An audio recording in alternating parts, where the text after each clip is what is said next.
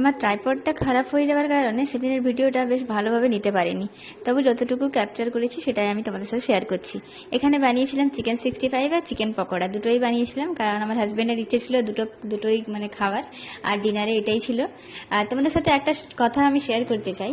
অনেকেই মানে একটা মেয়ে হওয়ার পর আরেকটা মেয়ে হলে অনেক রকম কথা বলে, অনেকেই বলে আবার মেয়ে আবার। তোমাদের কি মনে হয়? আমি কোনো তর্কে যেতে চাই না যে ছেলে ভালো কি মেয়ে ভালো, সেগুলো বলছি না, কিন্তু আমার কাছে পার্সোনালি এটা বলবো, দুটো ছেলে থাকার থেকে দুটো মেয়ে থাকা অনেকটা বেটার, যেটা আমি ফিল করি।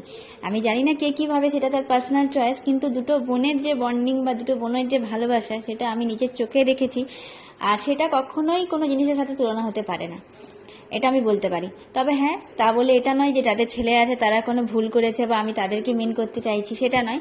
কিন্তু আমি বেশ হ্যাপি। আর আমাকে যদি এই কথাগুলো কেউ বলে, আমার সত্যি খুবই রাগ হয়। আবার মেয়ে আবার, এটার মানেটা কি? আবার মেয়ে, যখন